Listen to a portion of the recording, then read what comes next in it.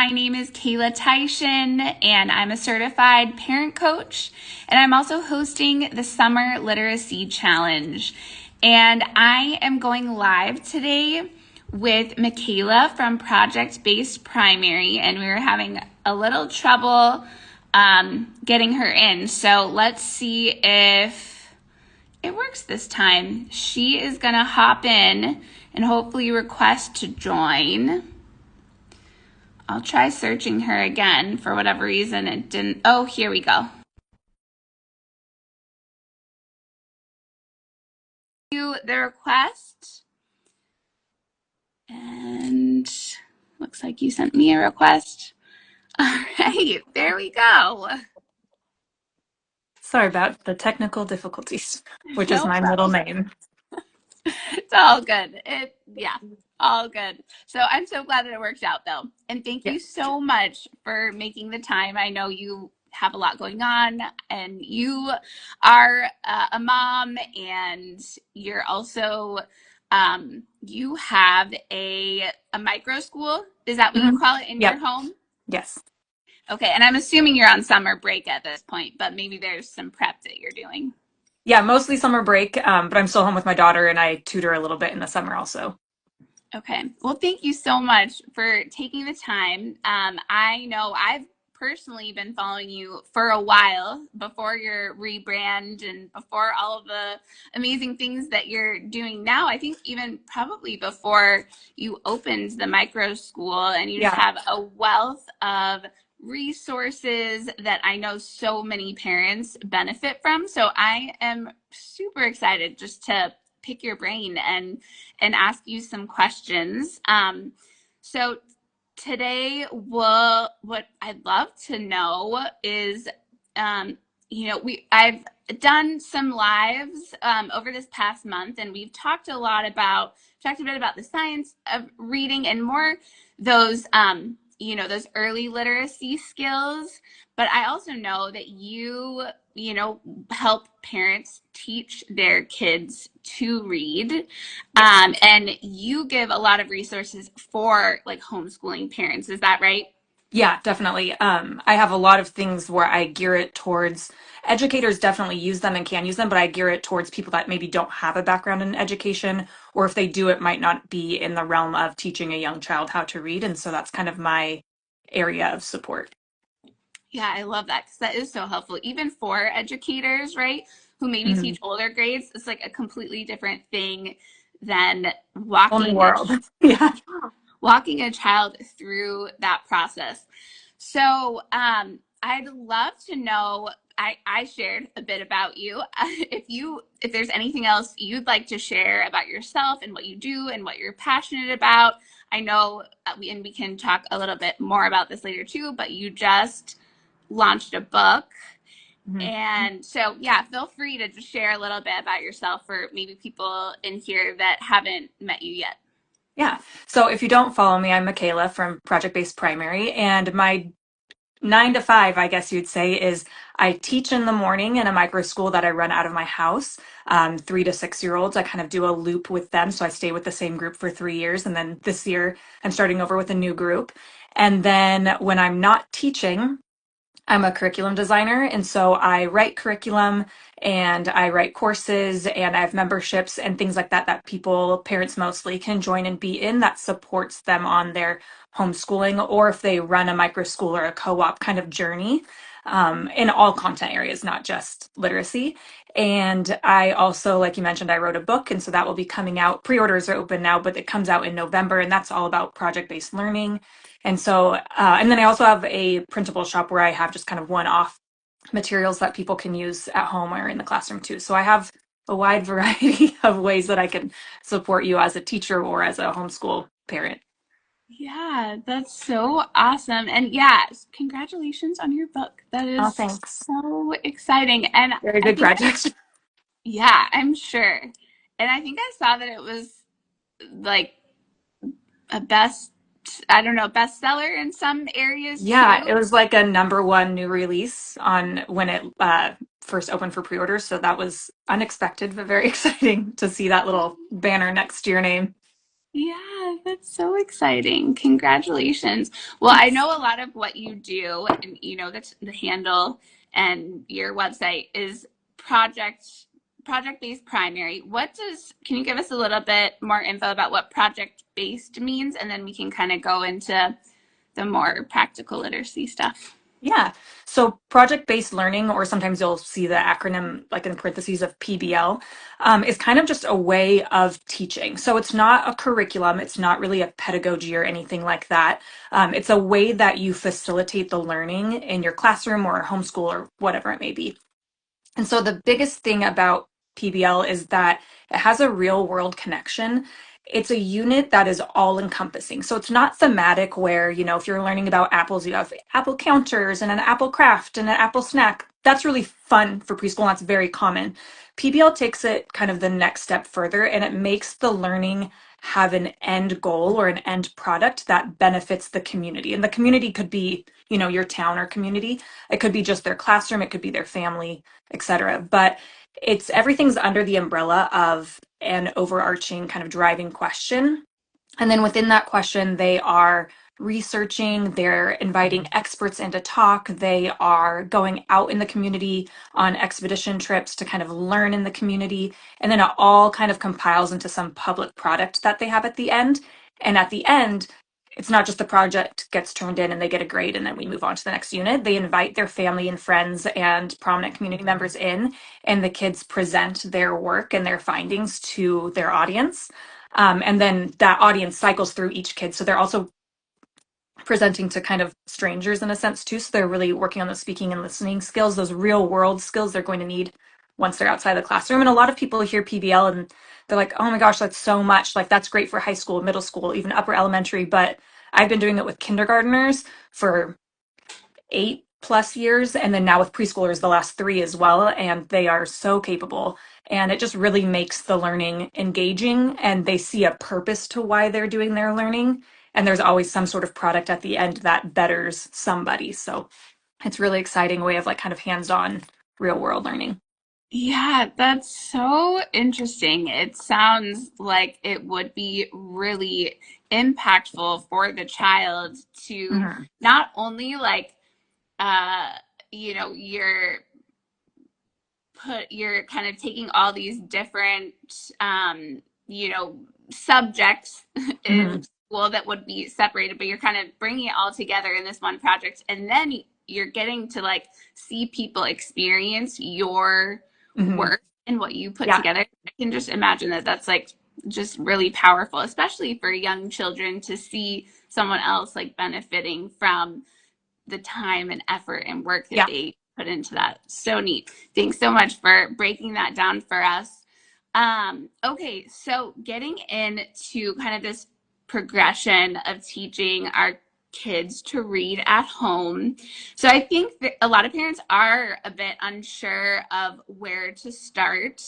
And we have talked a lot in these previous two lives about some of these things that you can do with your baby, with your really young child, like talking, singing, rhyming, these kinds of things. And at what point do we make that shift? Sorry, these aren't the exact questions that I sent to you, but That's okay. yeah, I guess what maybe if you could break it down for us. What are these basic developmental steps that you encourage parents to focus on? What does that progression look like? Yeah, so I think a lot of parents, when they think about, oh, I want to teach my kids to read, you immediately think of like, let's just get out the letter flashcards. And that's great, but that's not going to necessarily teach your kid how to read. There's a lot of things that actually come before you even need to show your kid a letter. I would say for me, and I'm in the US, so preschool age is like 3 to 5, and then kindergarten is 5 and 6 year olds. So when I say preschool or kindergarten, that's kind of that group I'm talking about. I generally don't do specific instruction around phonics or anything for anything younger than 3, because really that's like a language and vocabulary development time, which is a component of phonics. But that's really, like you said, that's a time for singing, nursery rhymes, reading together, that like fun, interactive kind of language vocabulary building. So your 2 year old doesn't need to be doing flashcards or things like that. If they have a special interest in letters and they want to do that, great. But that's not something that needs to happen. I think for me, because I work with that lower group of age group of 3 and on, I have parents that are like chomping at the bit to get into it. And they're like, my kid is 20 months. What can I do? And I'm like, put on the brakes and sing some songs and read some nursery rhymes, like that kind of stuff. So once your kiddo is in that preschool age, so 3 to 5, that's a really sensitive period for kids to absorb language and to absorb letters and sounds and all the components that are phonics.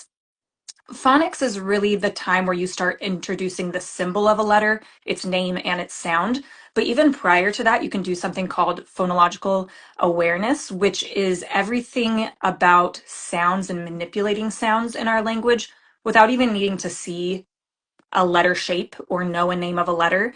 And so those are all things that honestly you can do. I always say, like, you can do them when you're driving because you don't need stuff. Um, I have this like binder that I've created that's a phonological awareness, like routines binder. That's really helpful because I mean, we all have probably been there when you're like, oh, I'm going to practice rhyming with my kid. And then you're like, cat, bat, I got no more words all of a sudden. So I made this whole like resource where like it's all in there. So you don't ever get to a point where you're like, I got no words. That's But great. it starts with things like your child being able to repeat a sentence after you using that same like voice and tone that you would say like, the cat sat on the mat. And how I just said it, can your kid re-say it like that instead of just saying the cat sat on the mat? So being able to repeat words and phrases and short sentences, being able to, from there, being able to identify if a word rhymes or doesn't rhyme, not necessarily generating a rhyme, that's kind of a higher level skill, but being able to say cat, bat, does that rhyme or not rhyme? Sat, red, does that rhyme or not rhyme? And being able to kind of hear those sounds and how they're the same or different. There's also things like clapping syllables. So if you say like the word, butterfly, can they clap butterfly and kind of break that word up? One of my daughter's favorites that we did do in the car a lot was compound words. So that's two small words that join to be a larger word, like sand, castle, sand castle. Those ones, like, I felt like I could brainstorm a lot quicker. So I would just say parts of words and then she would say the whole word together. So those kinds of skills that don't need to have any flashcards or movable alphabets or pencils and paper for are great skills to start working on first because that kind of gets kids into the kind of habit of hearing sounds, identifying sounds, manipulating sounds. You can even start early blending and segmenting without them knowing what a letter even looks like. You can say things like at and have them say cat, or you can say cat and then have them say k at, or I said the word bed. What's the first sound that you heard when I said bed? B. And they don't need to know that that's a B or what a B looks like, but they're hearing those sounds, and those are really good foundational skills that then lead into phonics. So that's definitely where I advise parents to start because you don't need to worry about messing anything up. We can all rhyme, we can all clap words, we can all ask for the beginning like sound in a word without needing to be like, am I teaching the letter the right way? So that's definitely where I advise parents to start is just those fun games that are like word and letter sound games. Yeah, that's great. And I appreciate that these things are fun too. And they're gonna, if we're thinking that our 2 year old is gonna sit down and do flashcards, some might. There's Mhm. I bet there are 2 year olds that do that, and that's great. And that's probably exactly what they're needing right now. But for most 2 year olds, they want it to be interactive. They want Mhm. it to be fun. So I love that, these games aren't expecting a child to sit still and focus and, put their attention on something for a super long period of time. Like you said, it's in the car, it's on the go, it's, as you're just doing life together and kind of bringing these elements in. Um, so I'm curious about what that next step looks like, maybe for a 3.5 year old. We've been doing, these kind of sound games and they've maybe even started like becoming more aware of print when we're reading books and things like that. And I think for us parents, like are so many different perspectives about reading and teaching reading, when that should be, what that should look like, whether it should be structured or no structure at all. There's some extreme perspectives, but yeah, I think definitely, a lot of parents hear the word phonics. We also, hear about sight words. um it can feel overwhelming just with a Mhm. bunch of different perspectives. So I'm curious, yeah, what does this progression look like? How do Yeah, can you clarify that for us?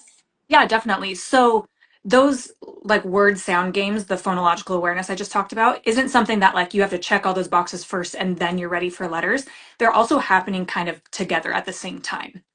So one of the most common questions I do get a lot in my messages and things like that are, hey, my kid has started pointing out letters and like naming them or asking what they are. Like, is my kid ready? And I'm like, yeah, if they're showing interest and they're 3.5, then like go for it. I really stand by like a kid before 3 doesn't need to know letters or anything like that. There's just so many other important things that need to be happening. But from 3 on, I'm a firm believer on when a kid is ready, like, why would you withhold the magic of being able to read from them? And I know there's, different like pedagogies and styles of learning that are like, oh, we don't teach it until 7 or not until 5, and that's fine. But for me personally, as an educator, when a kid wants it, like, let's do it. And so my students will be 3 when they come to me, and I will start slowly introducing letters. Some kids will pick them up quick, and some will need the whole year to learn them. But they're 3. They'll be reading in kindergarten, but it might not be the same timeline for everybody. So when a kid is ready for letters, I really like to incorporate kind of visual cues. That's called like a mnemonic device, or kind of a motion. So I use something called zoophonics, which are these like little letter flashcards that every letter corresponds with an animal, and there's like a hand motion that goes with it because kiddos need multiple avenues to try and remember information. And then it's also important, and this is best practice, to make sure that you're introducing the uppercase letter, the lowercase letter, its name, and its sound all together. And that feels like a lot, but they do grasp it and they do remember it. And we might not have been taught that as a child ourselves, but the science is there and the research has evolved over time. And so um, once they're kind of ready for those letters, it's important to just kind of start introducing letters. And I usually do about 2 to 3 letters a week. At that age in kindergarten, I introduce all the letters in the very first month of school. And then there's usually 1 or 2 students that need to go back and review, but the majority of students will be like, got it, let's keep going. But when they're younger, I do about 3 a week or so. And as I introduce them, I try to pair letters together that then can also be blended into words. So for example, if you do S and A and T, now they can already read at and sat. And then if you add in like the P, now you've also got pat and pass. And pass with 1 S is not a real word, but same thing. And so they can start sounding these different words out too once they've mastered the letter sounds. So it's really just when your child is starting to show interest in letters, or you can also just test it out because not every kid's gonna be like, what's that letter? It's a T. But you can kind of just test it out with them and go at their pace. But yeah, you want to start introducing letters in little groups like that. So that way then you can start also introducing that like blending kind of piece where they're putting sounds together to build words. So that's kind of like that first step of like phonics where there's the letter names and the sounds and the symbols all incorporated as well. Okay, yeah, thanks. That's super helpful. Um, and do you, with that like 3-year-olds, that maybe 3.5-year-old, that they get their first 3 letters, um do you recommend going into that blending right away, or do you kind of give it a little bit of time before they're creating words or they're reading words? I personally give it a little bit of time unless a kid is already kind of naturally, I'm noticing, putting sounds together. And then I'm like, ooh, they're actually like kind of ready to start reading. So let's do that. So my daughter was that person. Like as soon as she saw like S and P together or something sitting in front of her, she'd be like, sp, sp. And I was like, ooh, she's like already kind of putting sounds together. Let's give this a go. But I'm not like racing to try and get kiddos reading earlier and earlier. I would rather go slow and steady and make sure that foundation is really there. So for me, if I teach 3 letters in a week or 4 letters in a week, then we're spending time with those letters. We're sorting words by beginning sound, like with pictures or objects, and we're identifying those sounds. We're talking about like, let's find 2 pictures that have the same beginning sound. And maybe I'll put out like 10 pictures and they're finding a banana and a bear and they both know that says B.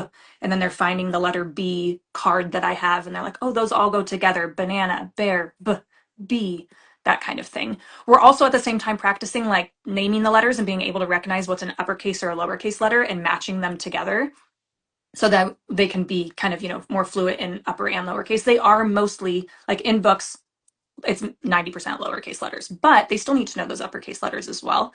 And so that's kind of how I go about it, just like really slow and steady. And when I notice a kid is sort of starting to play with sounds going together, then I'm like, oh, they're ready to maybe start blending 2 letter words or maybe 3 letter words. I always start with like at words because those are really easy to at, at, like those are really easy to blend for kiddos at the beginning. But then other than that, I don't really, that 3-year-old year, I don't really like push blending. I really start that kind of in the middle of the 4-year-old year because that's where I find most kids are ready to start blending. And then in kindergarten, like when I taught in public school and I just had a new group every single year and I was starting from the very beginning, we would learn all those letters that first month of school. And then October 1st, it was like, we are going to learn how to read today. And it was just like immediate, like, let's start reading. And so since they're older, they are picking those skills up quicker. But yeah, so I don't necessarily immediately start blending unless I notice the kid is naturally inclined towards giving that a try. Okay. Yeah, that makes a lot of sense. And I think it's helpful for parents too to just know maybe the kinds of things to look for when their kids are ready for that, Yeah. maybe around 4 after they've had that foundation and are really familiar with the letter sounds. Um, let's see. Yeah, I'm curious how well, did you have any other thoughts about kind of this progression of reading? Anything else that comes to mind or that like you feel like maybe you get a lot of questions about in your Mhm. DM or you just feel like every parent should know? Yeah, well, definitely. I was just thinking this after I got done explaining all that, that reading starting at age 3, if that's what you're doing, it's like a long game. So I have this course called Raising Little Readers where I walk you through like every single step of teaching your kid to read from like repeating those sentences back to reading fluently. And I always tell people, I'm like, if you buy this course when they're 3, it's going to take you the next 3 years to get through. It's a Mhm. long game. You are slow and steady wins the race, and that is true in phonics. It's not about first and fastest, which is hard in social media land because you see quick pictures of kids doing things and you're like, oh my gosh, I think my kid's the same age and like they're already reading and things like Yeah. that. Yeah, And you so see I'm always like, 2-year-olds like reading a book. You're yeah. like, oh, And that could be that they did phonics. It could be that they're hyperlexic and they just can read already. Like there's kids that can't do that. And so it's hard because you see snippets when you're scrolling. And even if it's someone you've followed, you're like, oh my gosh, like if people see my kid, she's 6 and she's reading a 3rd grade chapter book, that's a separate thing. Not every kid in my class was doing that. She's her own person. She can do that. So I always try to remind people like just because she can do that doesn't mean your kid needs to do that. And so it's definitely a slow and steady. So like, for example, if you're in that course, I'm like, if you join it at 3, that's going to last all the way through kindergarten. If you join it in kindergarten, that's a 1-year like phonics program. So it just kind of depends on where you start the journey, but it's by the end of kindergarten, a kiddo should be reading fluently. And what I mean is like CVC words, so those 3-letter words like cat, mat, bat. They should know 50-ish at least sight words, which are those words that you can look at and read kind of automatically, like the and my and like. And by the end of kindergarten, they should be able to read those sentences like, I see a big bat. I see a big cat. Those kinds of words where there's a mix of sight words and decodable words that they can sound out, but they don't need to be reading chapter books at the end of kindergarten. And so it's a very slow, it's a slow and steady process. Like it's a long game. Like it doesn't have to be rushed. And so I think for me, that's the thing I always tell parents when they reach out to me and they're like, my kid's 3, like I want to teach them how to read. And I was like, okay, well, let's start at the very, very beginning and we'll get them reading, just not today. Like we'll get there in a couple years, probably they'll be reading fluently, but it doesn't need to all happen at 3 or at 4. So that's kind of the thing I try to remind parents is like, let's just break it down step by step, slowly. Let's sequentially go through the process together. And let's not try to cram everything into one year. Because also, if you cram it all into their 3-year-old year, like, I'm not sure what else you're going to do. You know what I mean? Like, Yeah, that's so helpful. And I think from what you're saying too, um, when we do feel rushed, and I think as parents, like comparison comes in, thoughts about like our own worth and value as a parent, like am I doing enough, and it comes from a good place, right? We also want to give our child like the best chance mhm, for success in their education and their life. And so it can like come from such a good place, but at the same time I think when we do feel rushed, our kids feel that, and mhm. that They can can feel actually, the pressure. Yeah. yes, they can feel the pressure, and it can actually backfire, and it might not affect anything long term, but it can. I had a small taste of this. Um, if they feel that pressure, that's not going to be enjoyable for them, and they're not going to want to, engage with these kinds of things. So, Mhm, yeah, I think that that's really helpful. So, thanks for sharing. I think having that mindset that this is, um, these are like these are skills that are going to continue to develop over over years, and um, being able to take it slow, having this mindset that they're going to get there. If we have the tools mhm, and are following the roadmap, like they're going to get there. So I think that that's super helpful. Obviously, there can be other cases where there maybe their child needs some extra help and they're maybe not progressing in mhm. um, you know developmentally, and they can get support for those things. But anyways, yes, thank you for that encouragement to take it slow and steady. I'm curious how uh project based learning and literacy work together in your classroom. Yeah. So it's really important, especially in the early years, that phonics is taught as an isolated skill. Um, they need those skills to be systematically and explicitly taught before they can incorporate them into something overarching and big like project-based learning. But what I find, no matter what age group I'm doing, is that they're excited about the phonics, they're excited about the reading, they're excited about the writing, because that's also kind of a part of the overarching literacy branch is writing as well, which is tied with phonics, but they're noticing the purpose for what they're learning. So, did we just sit down and do like a sight word drill and a letter drill and a blending drill? Yes, we did. And that might not seem super fun and exciting, but guess what we get to do now? Now we're going to read this nonfiction book about giraffes and learn about giraffes or whatever it might be. But they see that the skills that I just taught them are now immediately being applied. Or things like for writing, they're not just writing so they can get a grade on their paper and call it a day.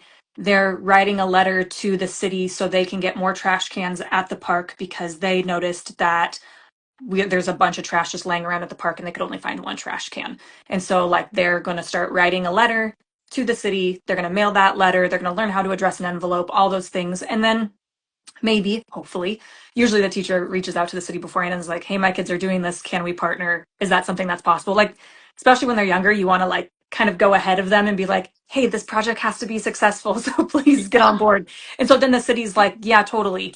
For example, my kindergartners a few years ago when I taught in public school, they were like, hey, we have this park by our school and it's really boring. Like there, it's not pretty. Like it's just like playground equipment and green grass and nothing else. And so I reached out and I was like, hey, can we make the park more pretty? And they were like, get flowers, do whatever, let us know what day you want to come. And I was like, great. So then my kids then wrote letters to the city saying, can we plant flowers? We want to make this prettier. They don't know I'd already talked to them. They wrote those letters. Then they wrote back, the city wrote back and was like, yes, we'd love that. Then they got to like write to businesses, contact businesses asking for donations of flowers and gardening stuff. They donated.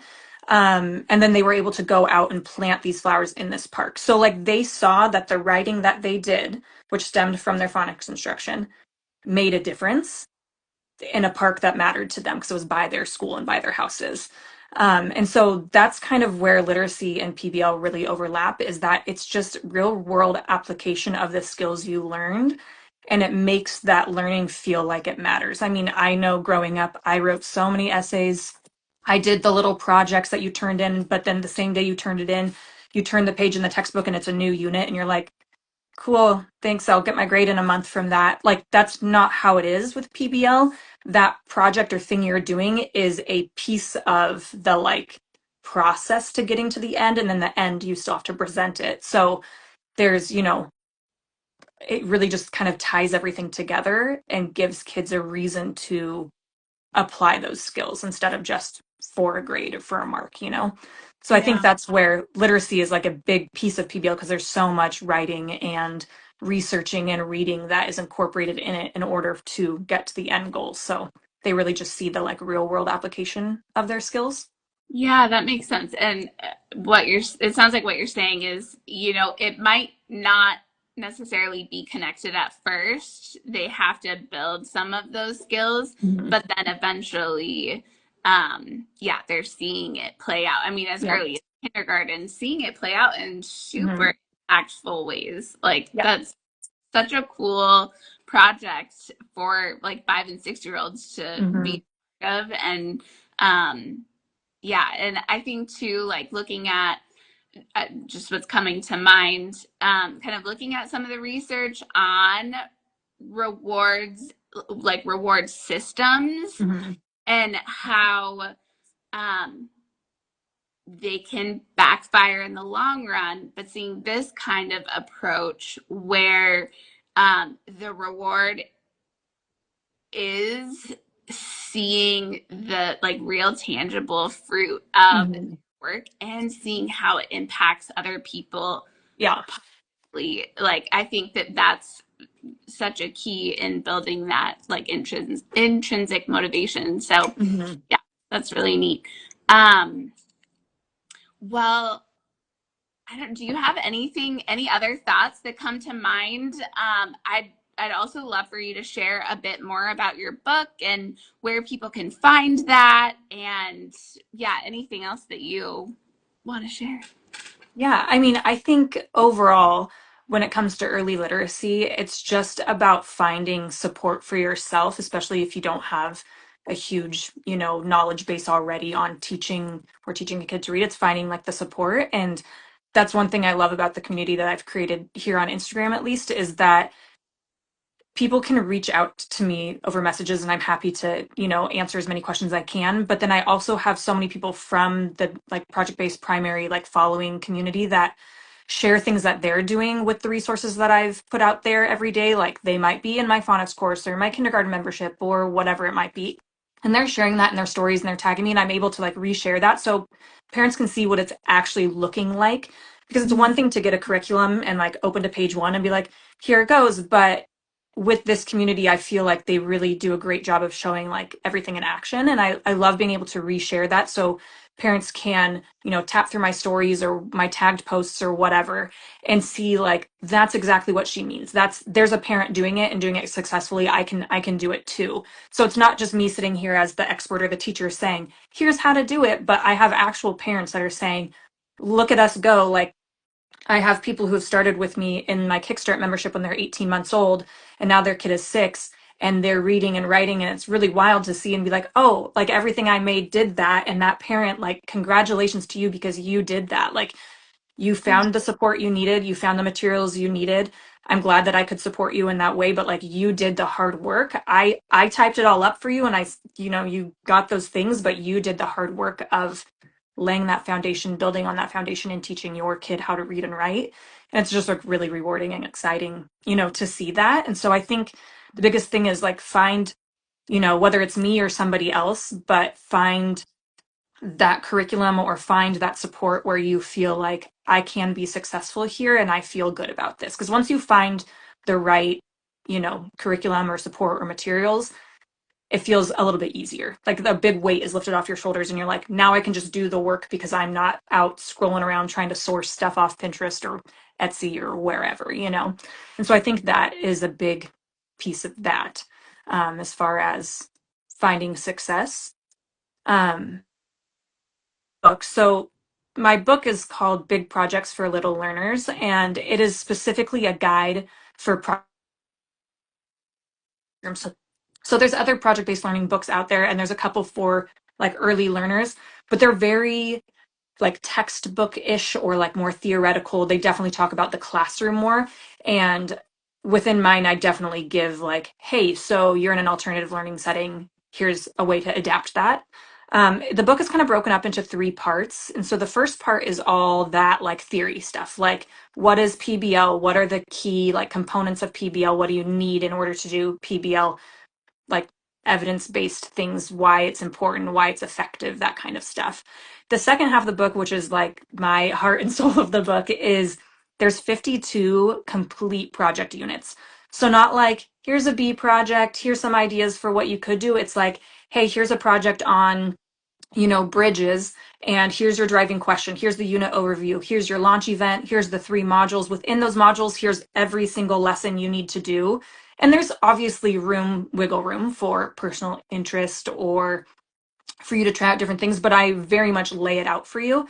And then at the end, I explain like, here's some public product ideas and different ways you could have exhibitions.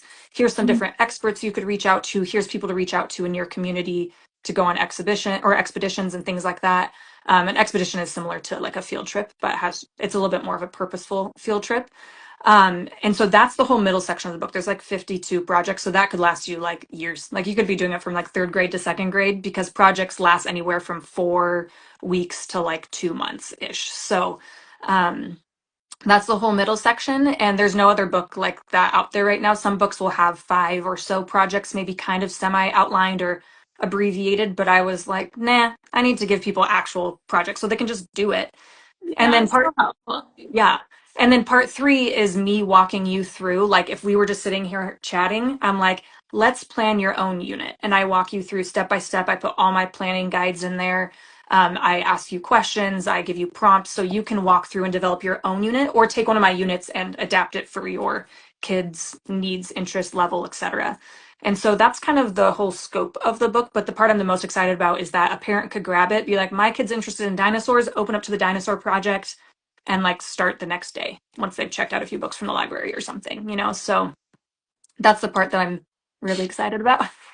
Yeah, that sounds so helpful because I think a lot of times, as parents, right, we have so much on our plate. And I think, yeah, it's just helpful to have it laid out Mhm.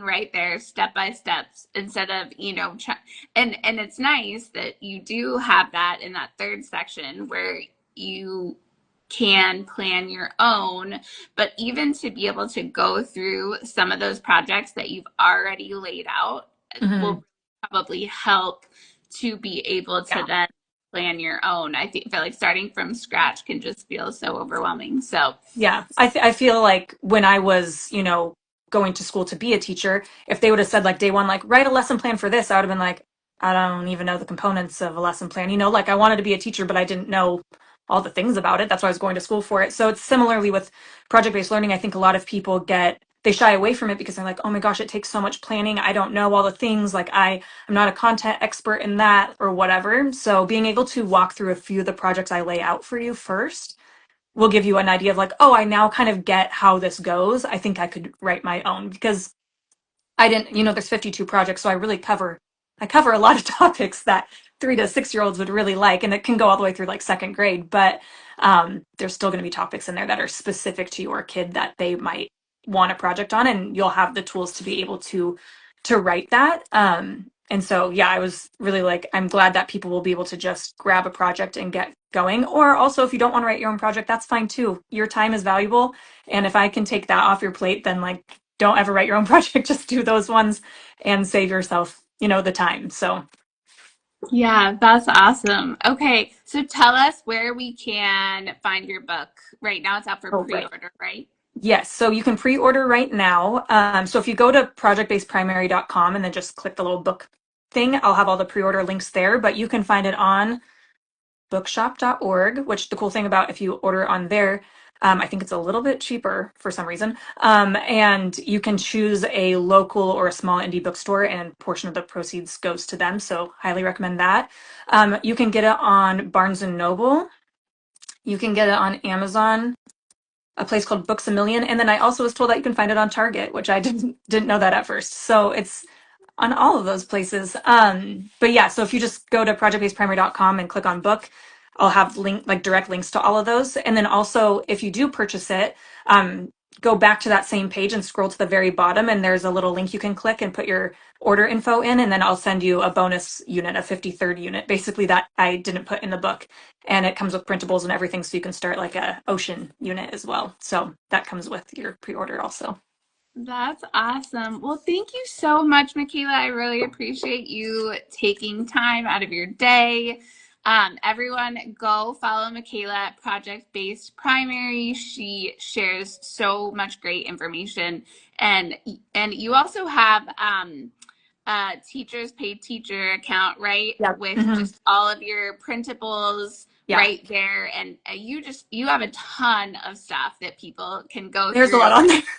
There is a lot, but it's so helpful. It's so helpful. And, instead of trying to find all the different pieces here and there on Pinterest or wherever, like you just have it laid out right there. So go follow her, check out her stuff, and and then if you want to join the summer literacy challenge that I have going on right now, you can click the link in my bio, or you can comment challenge on this video. And this is a month of playful, connection-based, low-pressure ideas to foster literacy with your child of any age. So you can do this if you have a baby, you can do this if you have a toddler, you can do this if you have a child that's just starting to read. And it's just a fun way to connect and be encouraged and come together to foster those early literacy skills in a way that is connection based and low pressure, no prep activities. So thank you so much, everyone, for tuning in.